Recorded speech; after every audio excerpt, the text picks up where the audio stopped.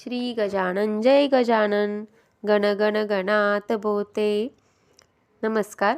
गुरुमाऊली अनुभव या चॅनलवर आपल्या सर्वांचे खूप खूप मनापासून स्वागत.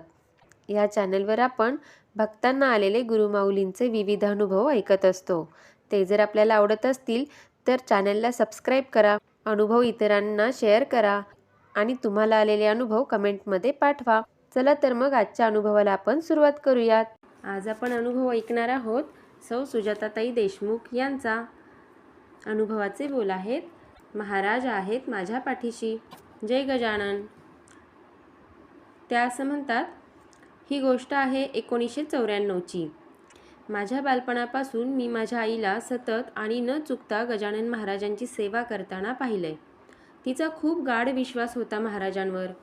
आमच्या सगळ्यांची तयारी करून गरम जेवण देऊन आमची तिघा भावंडांना शाळेत आणि वडिलांना कॉलेजला पाठवून मग निवांत 1 कप दूध घेऊन ती पोथी वाचायची. असे म्हणतात की दुपारी 12 ते 2 मध्ये पोथी वाचू नये म्हणून ही थोडी उशिराच बसायची आणि मग दुपारच्या जेवणासाठी 3-3:30 वाजायचे. पण पोथी वाचल्याशिवाय अन्नग्रहण करायचं नाही हा नियम होता तिचा. त्याविरुद्ध माझे वडील नास्तिक नव्हते पण आस्तिकही नव्हते.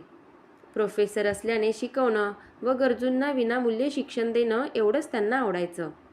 मला चांगलं आठवतंय, प्रकट दिनाला किमान 11 रुपये पण कधी माझे वडील तिला देत नसत. आई रोजच्या भाजी बाजारातून 10 पैसे 20 पैसे अशी गोळा करून प्रकट दिनाला ते पैसे द्यायची. याला अजून एक कारण होते, ते म्हणजे माझ्या वडिलांना अगदी तरुणपणात डायबिटीस झाला होता आणि त्या काळी इन्शुलिनसुद्धा आणायला आम्हाला जिल्ह्याच्या ठिकाणी जावं लागायचं आणि पैसेसुद्धा गाठीशी नव्हते. त्यामुळे अगदी सकाळी 6 पासून ट्युशन घेत रात्री 9 वाजेपर्यंत अथक काम करायचे. त्यांना वाटायचं की माझं काही बरं वाईट झालं तर माझ्या बायको मुलांना इतरांपुढे हात पसरायला लागू नये आणि शिक्षण खोळंबायला नको. त्यामुळेही कदाचित त्यांना हा फिजूल खर्च वाटत असावा. असो. साल 1994. काही घरगुती टेन्शनमुळे अचानक त्यांची कोमामध्ये जाण्याची परिस्थिती उद्भवली. आतड्यांना पीळ बसला होता. आमच्या गावातील सगळे डॉक्टर्स जे त्यांनीच घडवलेले विद्यार्थी होते त्यांना काही सुचेना. आमच्या गावात तेव्हा साध्या साध्या पॅथॉलॉजिकल टेस्टही होत नव्हत्या. वडिलांची गंभीर परिस्थिती बघून त्यांनी माझ्या बहिणीला कॉल करून बोलावून घेतलं. तेव्हा ती ससून हॉस्पिटलमध्ये MD करत होती. तिला अंदाज आल्याबरोबर ती हातात सलाईनची बॉटल घेऊन रात्रभर मॉनिटर करत त्यांना पुण्यात घेऊन आली. पुण्यातील एका सुप्रसिद्ध हॉस्पिटलमध्ये तिने तिच्याच सरांच्या देखरेखीखाली ॲडमिट केलं. तेव्हा ते हळूहळू कोमात जाऊ लागले आणि पोटाचे ऑपरेशन अशक्य होते. तेव्हा ती रडवेली होऊन सरांना म्हणाली, तुम्ही ऑपरेट करा, काहीही अघटित घडलं तर माझी जबाबदारी. आणि तिने ते लिहूनही दिलं. या सगळ्या गडबडीत मात्र माझ्या आईला घरीच थांबवलं होतं, कारण पुण्यात राहण्याची सोय होणार नव्हती. पण आईचं अखंड पारायण सुरू झालं. तिच्या तोंडात एकच वाक्य, महाराज आहेत माझ्या पाठीशी. ऑपरेशनची तयारी झाली. माझे वडील जवळजवळ बेशुद्ध होते. ऑपरेशन होणार एवढी त्यांना समज आलेली. ऑपरेशन गुरु गजानन महाराजांच्या कृपेने अगदी सुरळीत पार पडले.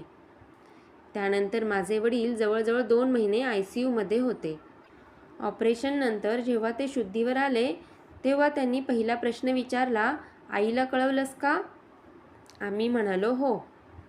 तर म्हणाले, तिला सांग गजानन महाराजांनीच मला वाचवलं आहे.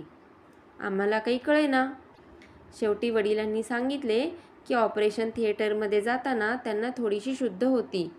तेव्हा दाराशी गजानन महाराज बसले होते आणि त्यांनी जाताना फक्त हात वर करून मला आशीर्वाद दिला. त्यापुढे मला काहीही आठवत नाही. खरंच आतासुद्धा सांगताना माझ्या डोळ्यात पाणी तरळलंय. देव भावाचा भुकेला म्हणतात ते अगदी महाराजांनी पटवून दिले. ज्या बाईने त्यांना धड देणगी नाही दिली, प्रसादाला जेमतेम पाव किलो नाही तर अर्धा पाव पेढेही देऊ शकली नाही, तेही वर्षभरात एकदाच द्यायचे होते. पण त्यांनी काही मागितलं नाही, फक्त तिची दृढ श्रद्धा पाहिली. खरा चमत्कार तर नंतर झाला. जसे माझे वडील पूर्णपणे बरे होऊन साधारण 6 महिन्यांनी परत गावी आले, त्या दिवसापासून सकाळी आंघोळीनंतर गजानन बाबांनी वाचल्याशिवाय व 1 माळ जप केल्याशिवाय चहाही घेत नसत. रिटायर झाल्यावर ते पुण्यातच स्थायिक झाले आणि त्या दिवसापासून त्यांनी प्रत्येक प्रकट दिनाला आईला विचारायचे की किती पैसे हवे आणि स्वतःहून हजारो रुपये द्यायचे. घरात लहान मुलांचा वाढदिवस आला की आईच्या हातात किमान 3 ते 4 हजार द्यायचे आणि म्हणायचे, जा मंदिरात देऊन ये. महाराजांची इतकी कृपा की त्यांनी शेवटच्या श्वासापर्यंत महाराजांची सेवा मात्र सोडली नाही. खरं तर हा खूप काही गाजावाजा करण्याचा प्रसंग नाही किंवा करूही नये, पण इतकंच म्हणायचं आहे, गुरु आपल्या सगळ्याच भक्तांच्या पाठीशी असतात. तिथे ते फक्त आणि फक्त तुमची भक्ती, श्रद्धा आणि निर्मलताच बघत असतात. श्री गजानन जय गजानन, श्री गजानन जय गजानन, श्री गजानन जय गजानन. आजचा अनुभव आपल्याला कसा वाटला हे कमेंटमध्ये जरूर कळवा आणि तुम्हालाही काही अनुभव आले असतील तर तेही कमेंटमध्ये तुम्ही पाठवू शकता. त्याचा समावेश आपण आपल्या व्हिडिओमध्ये करूयात आणि हे अनुभवांचे व्हिडिओ जास्तीत जास्त लोकांपर्यंत शेअर करा. तर पुन्हा भेटूयात नवीन अनुभवासहित नवीन व्हिडिओमध्ये. गण गण गणात बोलते, गण गण गणात बोलते, गण गण गणात बोलते.